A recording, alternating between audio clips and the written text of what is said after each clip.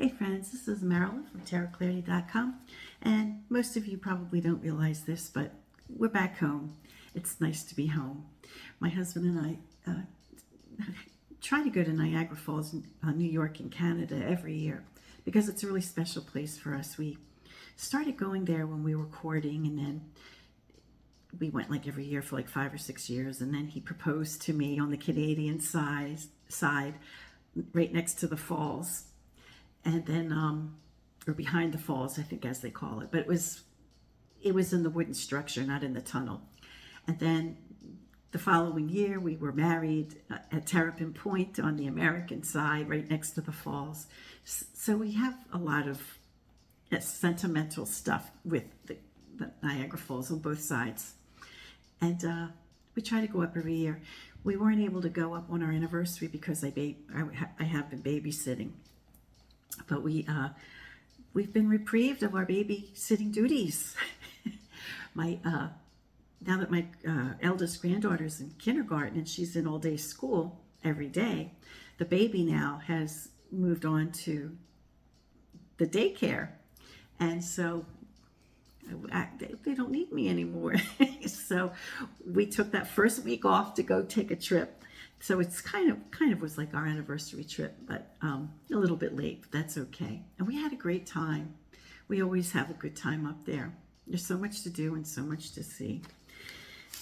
So at any rate, right before we left, the Eudes Picard book, it's called The Synthetic and Practical Manual of the Tarot by Eudes Picard. And the subtitle is Major and Minor Arcana Interpretation. It arrived the day before we left for the trip, which was great timing. So I took it with me and I began to read it, and I took notes on our downtimes. We didn't have a whole lot of downtime, but there was like 10-hour trip. It was a 10-hour trip. So I had some downtime in the car. So I thought I would start, as I promised to do, I don't know if you want to call it a Eudes Picard study. Now, I don't know how helpful it will be because the deck is out of print.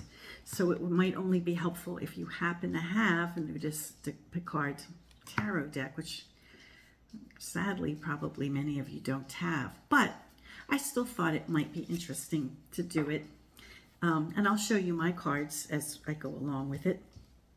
And the reason I will do it, even though some of you may not have the deck, is because it's just interesting to see what other people, what conclusions, an occultist may have come up with in designating meaning to cards. Now, this book is a translation of Eudes Picard's own words. So there is a chance that maybe it wasn't translated exactly correctly, but I tend to believe that the translator is probably very competent in the language and in translation. So I feel reasonably confident that this will be a good translation of Picard's work. Now, what I like about it is that it's pretty concise. It's not a laborious tome, of words. It's not like 800 pages thick to understand tarot. It's concise. I appreciate that because there's something to be said about brevity with language. If something is too complicated,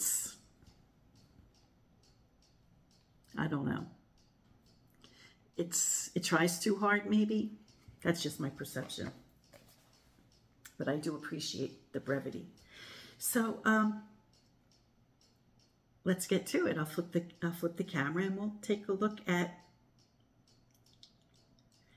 Well, as a matter of fact, we won't really immediately get into the cards so much as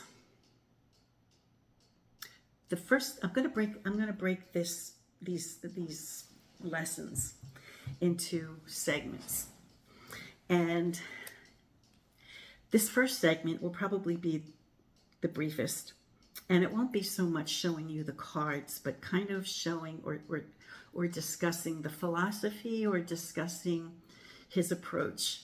So maybe I won't necessarily show too many cards. So maybe if you don't mind, you'll probably end up looking at me a little bit. Now, something you may recall in one of my other videos where I didn't introduce the Eudes Picard deck, but I revisited using it. The little pamphlet indicates that the Eudes Picard deck itself was based on an Italian deck by Giuseppe Ottone, which I think was Piedmontese. And that deck, although I don't have a copy of it, I have the Spanish tarot, which is based on the Giuseppe Ottone tarot deck. So roughly, if you have the Spanish tarot, not the Gran Esoterico, but the Spanish tarot by Fournier, what you have is the inspiration deck for the Eudes Picard. Now bear in mind that the Spanish tarot by Fournier would have taken some liberties in changing the deck, to some degree, because when a deck is inspired by another deck, it usually means they make changes. But generally speaking, the Spanish tarot is the inspiration deck for the Eudes Picard deck. So it was based on an Italian version of the Tarot of Marseille. Now, I'm beginning this session with a quote. All works are good when they are inspired by tradition, but it is necessary to liberate the essential part of it. This is how Eudes Picard begins his book. The study devoted to the 56, and he calls the pips the minor arcana, is original. The designs are executed according to magical and Kabbalistic traditions. The author has tried above all to represent very clear arcana which immediately awaken an absolute and complete sense. Then the first section, called the Tarot. What is tarot? I'm not reading the whole book or anything like that. I'm just taking excerpts from it to get to the essence of his philosophy. He says tarot is an object to reveal the future. It reveals to us a world of ideas and principles. It is necessary to trace its origin. Very interesting. It's necessary to trace its origin in order to understand it. Now, this is where the occultists make me crazy, because in tracing the origins and in order to understand the deck, they completely negate or refuse to believe that it was Italian, right?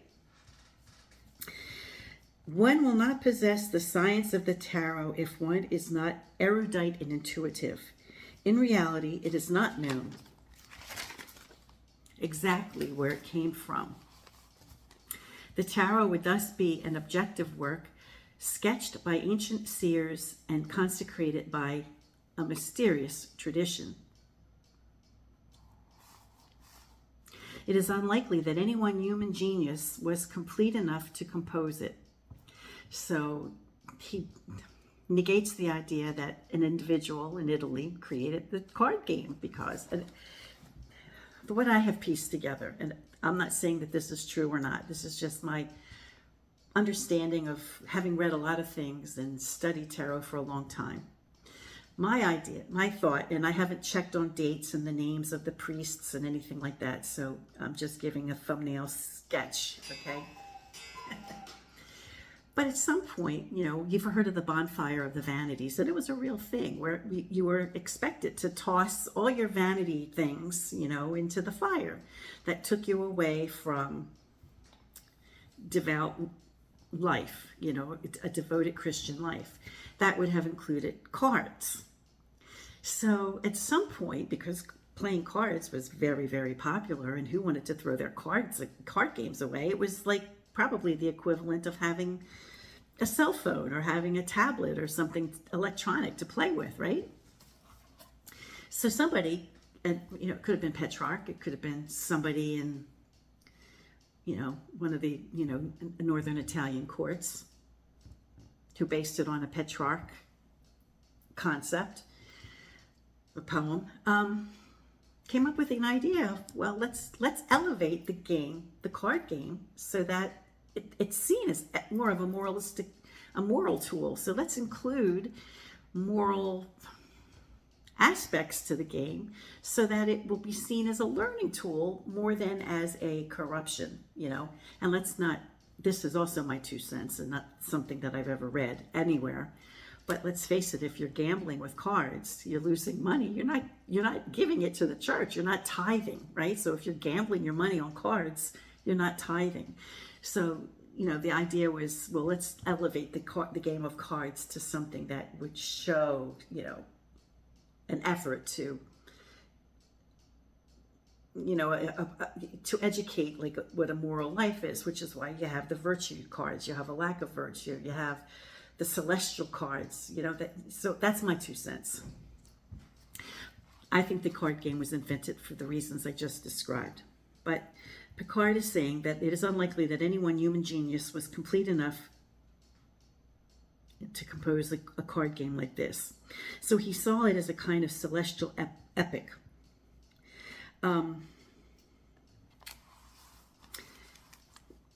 We think it is useful to remember, first of all, to approach the study of the tarot with great simplicity without cluttering the spirit with a multitude of complicated terms or points of view. And then he goes on to say, the study of the Kabbalah, and excuse me if I'm saying it wrong, is necessary. Also a knowledge of astrology will be of the utmost importance. So they don't want you to complicate it with anything, but you must know the Kabbalah and astrological stuff, so it's like immediately it's complicated. And you must have an understanding of the planetary and zodiacal correspondences in order to understand tarot, along with the Kabbalistic teachings. He goes on to say the gypsies, and he called them gypsies because in those days it was a word that meant people who traveled from Egypt. They called them gypsies. Now it's a derogatory term. It might have been derogatory at that point too. But it was believed that those groups of people handed down a tradition from Egypt, that had, secret knowledge, right? So he believes that the gypsies handed down to us, which he says is an important point, since a gypsy hypothesis would suggest the minor arcana, which is what he called the pip cards. He insisted that the minor arcana predated Charles VI, which we already know it did. Upper or celestial plane is what the higher order cards, the triumph cards, he called them the major arcana. And then the pip cards, where the minor arcana represented the lower terrestrial plane. The publisher did note, however, in passing, that we now have learned that this tarot did not come from Egypt. It was not traveled by, it did not travel the earth through the gypsies or anything like that. We now know that tarot appeared in Italy in 1400. But you'll have to forget that in order to subscribe to the philosophy that Picard had at the time when he established meanings for the cards.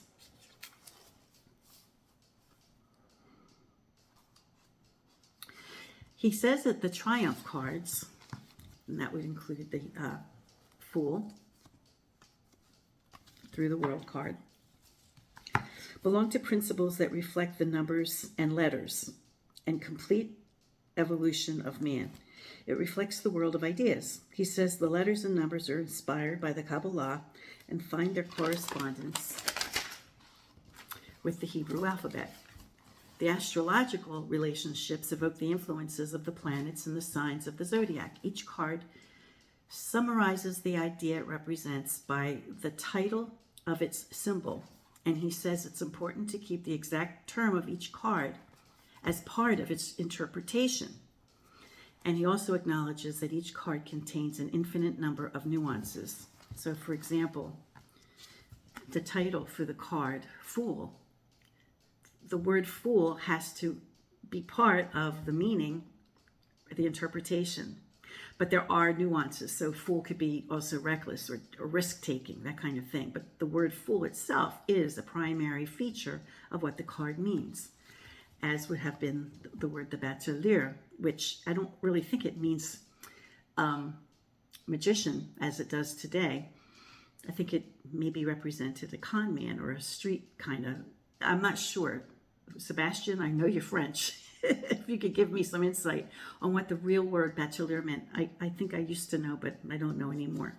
Now, the papesse, of course, means a female pope, which would call to mind Pope Joan. But if this came from ancient Egypt, as was believed, they wouldn't have had any knowledge of Pope Joan. So it would have been an association perhaps with Isis, or I don't know who they...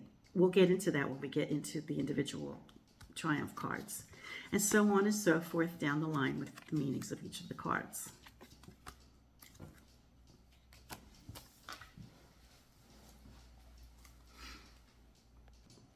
Now he indicates that the deck could be displayed or thought of as 2 rows of 11 cards each. So we would begin with the Fool and end with the Wheel of Fortune, which would be the 11th card, if we count the Fool in the beginning. And then the second row would begin with Fortitude, which he does see 8 as justice, happily. 8 as justice in his deck, and so Fortitude would be 11, and then it ends with the World card. He also says if you line them up in 3 rows of 7, it could also evoke the divine, the moral, and the physical. So he sees that you could break up the deck in 2 ways. The top 11, he thinks of it like in a binary approach. The top 11 is the active, and the lower 11 are the passive.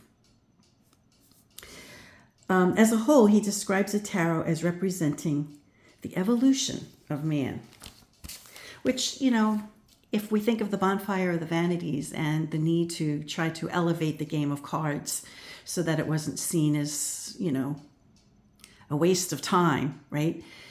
So, the cards that were added to remind us of a virtuous life, or a moral life, or a life in keeping with Christian mores, right?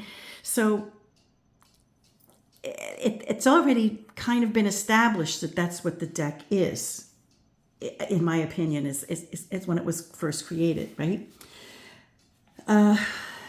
He goes on to say the magician opens the cycle and it closes with the world. He doesn't mention the Fool. The magician holds on his table and his hands the elemental quaternary of man by which man navigates his world. He calls the pips the minor arcana, and his premise is if the major cards, or the major arcana as he calls them, represent the causes, the minor represent the effects. He connects the pip numbers, and this is something that I did too in my learning and my understanding. And if you ever check out my numerology playlist, which I spent a lot of time on, it's got, my execution wasn't very good because I knew how to handle the camera less than I do now, which isn't saying much, but the content is good.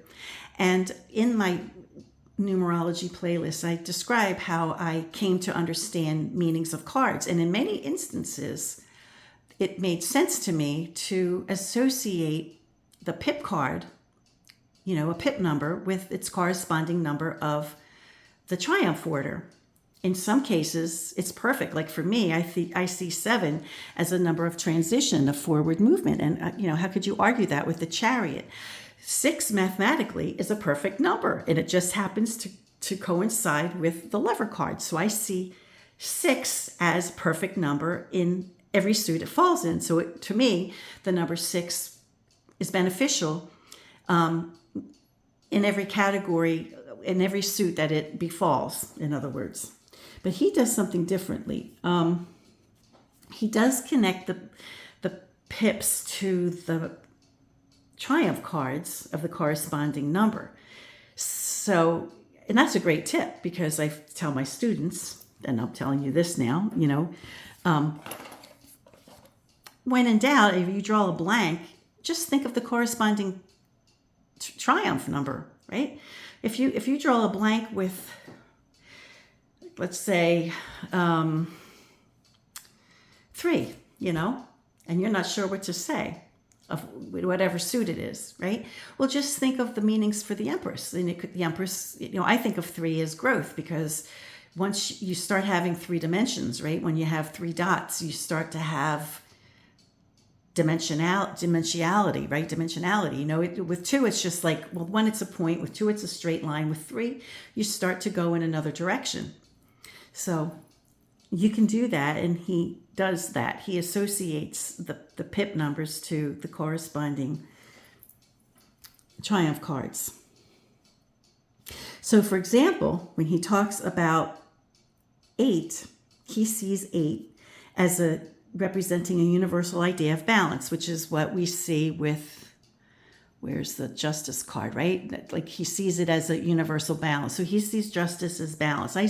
I recognize, justice as a lack of chaos. I say it all the time. And when I see an 8 in a certain suit, I'll say it represents a restoration or a lack of chaos, right?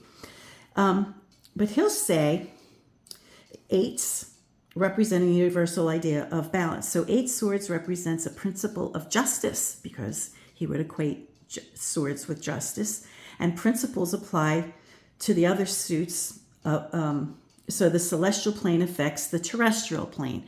So these celestial cards affect the pip cards as well. He divides the 56 minor cards into 4 suits of 14 cards each. So let me pull the court cards. So he equates the swords and scepters as straight. So he draws them as straight. So we have, and I think, let's look in the Spanish tarot. I think perhaps, the swords are, the swords in the Spanish tarot are curved. So obviously he didn't base his pips on the Spanish tarot, because in the Spanish tarot, the deck that the Spanish tarot is based on, because in the Spanish tarot we have the curved swords, right? So I think he must have deviated from the Tone deck, with the swords. But at any rate, he equates swords and scepters as straight. So throughout the deck, swords and scepters are straight. And he equates swords and scepters with action. And because the coins and the cups are rounded, he thinks of those in terms of passivity. So he sees the curved, the curvy nature of coins and deniers as being passive, and I guess you could say the phallic suits as being action. That's probably not, he was being polite when he was saying they were the straight suits were being action, but maybe we could think of it as the phallic suits were being action. And then the curvier suits are passive. And he says the courts clarify the earthly relationships and reflect age and social position. So he gets real specific, so the pages represent adolescents. Now I would think of them as children, adolescents, and younger, and I also think of, if it's a question regarding work or something like that, I would think of a page as somebody who is being subservient. And he describes the pages as adolescents or subordinates, knights as adult males. They're adult males. The queen is any woman. And a king has to be a married man of advanced age, which is interesting. So typically, if we're like describing a man in his 40s, whether he's married or not, he would be a knight. He would only be represented as a king if he was a married man of advanced age. And what would advanced age be? Somebody maybe who had gray in his beard, something like that, although it's not depicted that way. So that would be across the board. He sees scepters as representing fire and the fire signs like Aries, Leo, and Sagittarius. He also sees the months of March, July, and November being depicted by the scepters, which are the batons. However, so for example, Aries, Leo, and Sagittarius would be the signs for the scepters of the batons.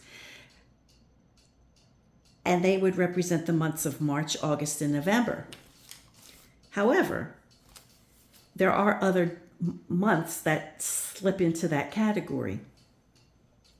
Each pip card represents about 6 days. So for the batons, which are designated as fire, he sees Aries, Leo, and Sagittarius, and then the months March, July, and November are associated with the batons. However, August is also squeezed into that collection. And then for the aces, I think the ace of scepters would be March 21st through the 27th. Then for coins, it would represent the earth signs like Taurus, Virgo, and Capricorn. And then the months would be April, August, and December, but also some days in May and September creep into that. So it's a little, it's for a system that he said has to be simple, it's kind of complicated. And then so on with the other suits. He cautions that we must not think that the 6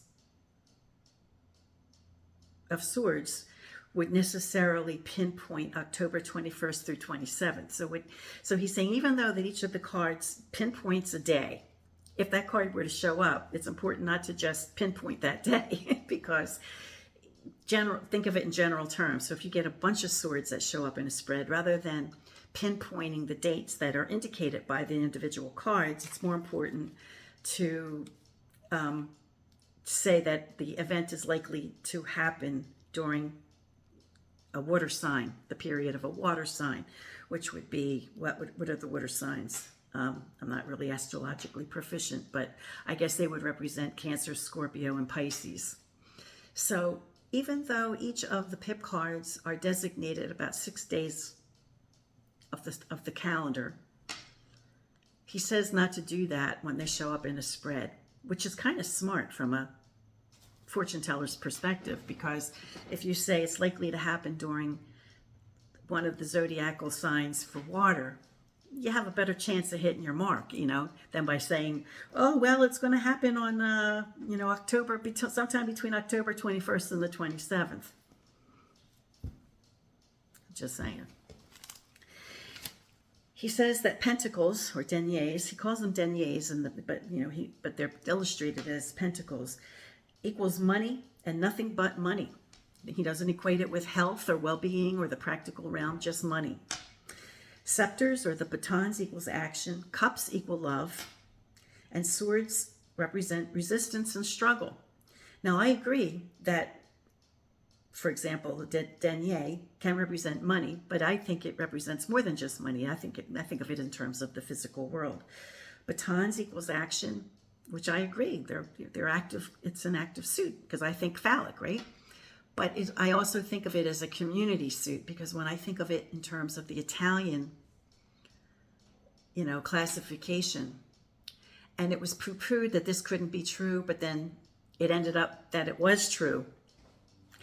that the batons represented like laborers, right? The labor suit, because the four suits originally did kind of were broken into. When we see the suits from the Mamluk, I think the Mamluk suits were the cups were like the clergy or the poets, that kind of thing. The swords were aristocracy, the wealthy. The coins were the merchants. And then, which one did I leave out? And then what looked like polo sticks. What were polo sticks were like the we're like the sports, or we're like the active people, right? You know, I don't know what category, the athletes maybe. But then when it translated into the Italian world, they didn't know what the polo sticks were, so they just associated it with batons, you know. But then the batons category became the working class. So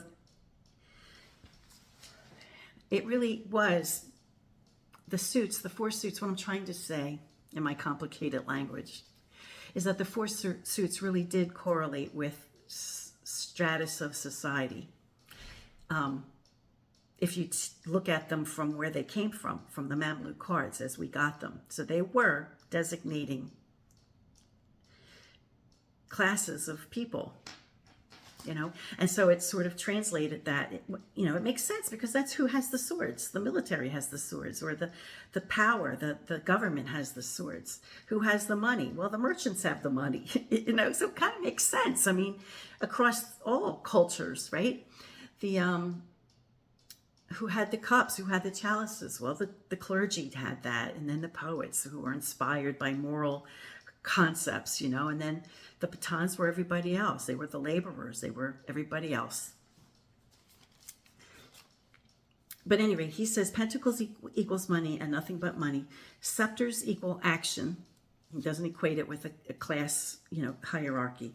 Cups equal love. And swords, as I mentioned, resistance and struggle. And the numeric value represents intensity and fatality. So the ones would be less intense, and the higher the number would be, the more fatal, when, you know, the more climaxing toward the end. The signs of fire and air are considered beneficial, and the signs of water and earth are malefic. So in his deck, fire would be batons or scepters, and air would be cups. So they're considered good. They would be considered good. They would be considered beneficial.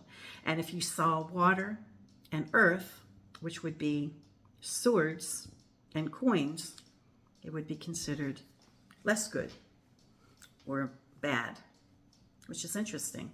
I never thought of the suits as being good or bad. Each suit has the possibility of being good or bad. Well, the way I think of it.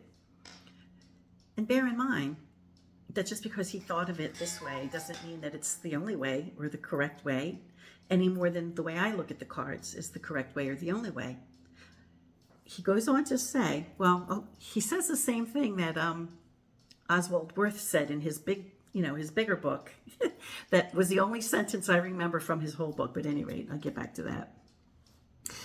Now, he references 6 as a number of happy essence because he references the Lover card, right?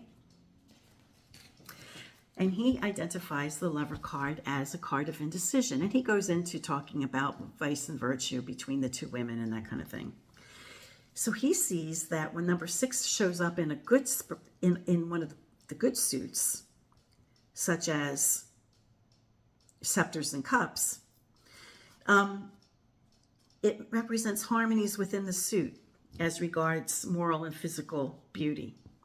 But when the 6 of coins or the 6 of swords shows up, it's not a perfect number, and it's not a number of beauty. It represents problems, threats, a lack of decision, because remember the Lover card could mean indecision. So it could represent, in the suits that are considered malefic, it could represent indecision in that category, which is interesting. There's a different way to see it. It may be something you might consider adding to your understanding of what the cards mean. And Six of Swords can manifest as a morbid number, as a morbid state of health and disease. I wonder how much of this is in keeping with hedge witchery, or how some people interpret regular playing cards. And then I conclude this video, which is already 35 minutes long, in the last paragraph of, like, up to page 19, I think it is. Yep, to page 18, right before he gets into the second part of the major arcana, as he calls the triumph cards, and that's what I'll start with in the next video. In the last paragraph, he concludes that an adept, which would be somebody who is learning the cards, well, of course you know that, must draw their own conclusions. So, despite everything he says, you have to come up with your own conclusions, which is exactly what Oswald Wirth said in his big, thick book. That the only thing I remembered in that book was that, despite everything I've said in this book, you have to have your own personal relationship with the cards. So I'm going to say it again, and I say it all the time, right? You take what you like from Eudes Picard or any other person that you know who's learned the cards, and you take what works for you and what makes sense to you, and then you disregard the rest. I think that's how it works for me. Okay, so the next video I will do on Eudes Picard. It's not necessarily the next video I'll do, but the next video I do on his deck will be, let's see, pages 19 through, or 20, page 20 through, well, it may be too ambitious to do all of them, all of the triumph order. I'll do as many. I'll do the triumph order as much as I can. If it gets past a half an hour, I'll stop, and then we'll break it into 2 parts. But now we're going to get into the meat of the tomato. So I'm looking forward to doing this next part. So, this part was just mostly introduction. I hope you found it interesting. I did. Till next time, friends. Peace. Stay well. Be brave. Be kind too.